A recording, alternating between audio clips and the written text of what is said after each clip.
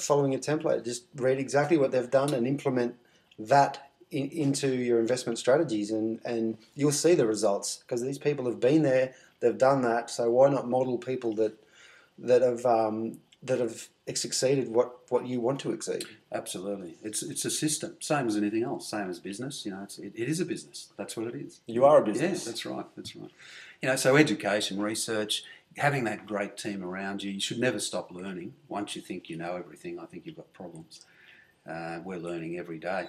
Taking advice from people you mentioned before, people who've done it. Always find out before you take advice what these people have done, though, because there are a lot of people offering advice that have never done it. That have never done it. Exactly right. So basically, you must set yourself up for failure straight away. Exactly. And get yourself a good mentor, which is not easy, but certainly it's worth the effort. Well, I think getting a mentor is amazing at the moment, because I find that I struggle at times because I can't get my head around it, because I find out that how am I going to deal with this? I've got a big problem in front of me, and I'm talking to people that have never been stuck in that situation. So I think it's good to actually get yourself a mentor and ask them exactly, this problem that we have, how can we get around it, or what did you do in that situation?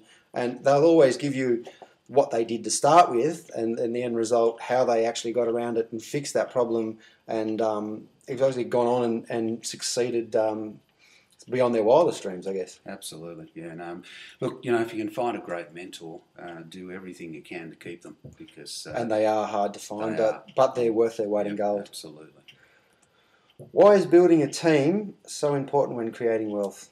And what should you look for when building a team? Now, we touched a little bit on this before, but we'll just sort of go over the structure of a team, what those players do, and and basically set out and find the right team players that can work with you and help you achieve your goals a hell of a lot quicker. Yeah, well, you think about the sorts of team we're talking about getting around you, people like accountants and solicitors and quantity surveyors and those sorts of people. We're not accountants. We can't be all of this. We can't be an accountant, a lawyer, a buyer's agent, a quantity surveyor. So what we've got to do is focus on something that we're good at. And we need to become good at finding property, a good property, one that's going to make us money, and really focus in on that.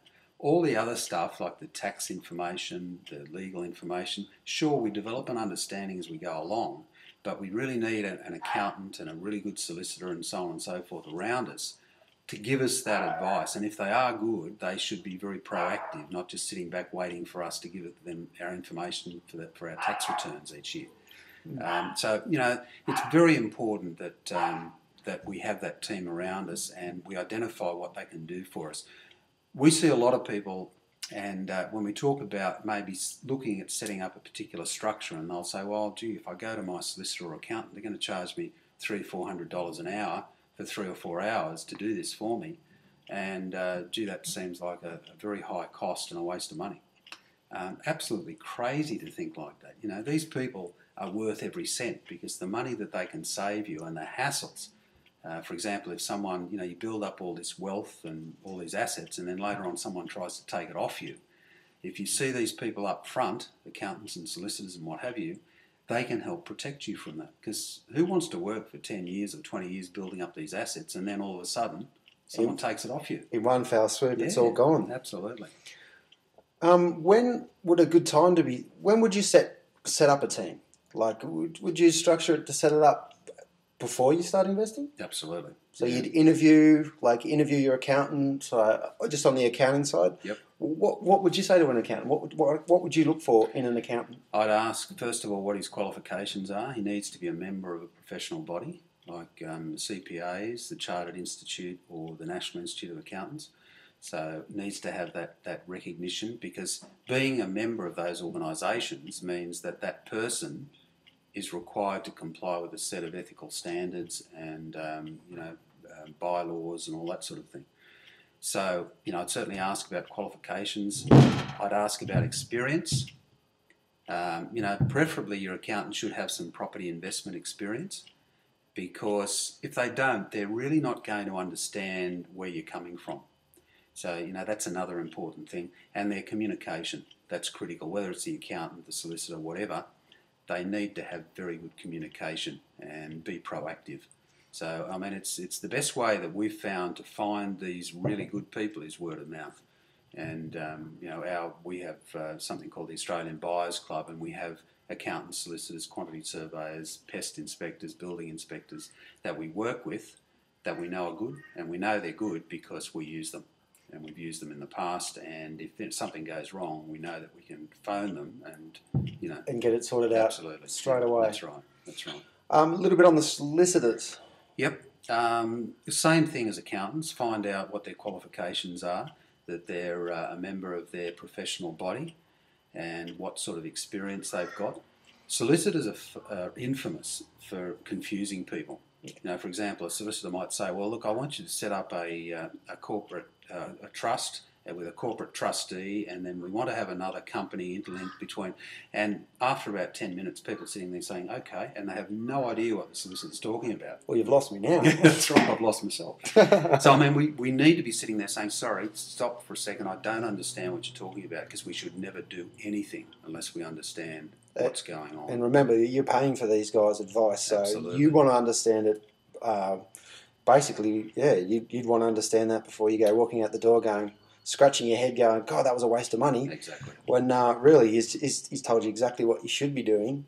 But just got to ask questions. There's no such thing as a stupid question, just stupid people that don't ask the stupid question. That's exactly it. A little bit on building and pest inspectors, like these guys, I guess, would stop you from buying a lemon. If you were to go in and buy sight unseen. Hopefully. You've got to be a bit careful here, because there are, I guess the same as any industry, there are good ones and there are not so good ones. But, some of the things that you need to again, word of mouth is a really good thing. But any building and pest inspectors, particularly the pest inspectors, need to have the latest technology. They need to have the scanners that they run over the walls.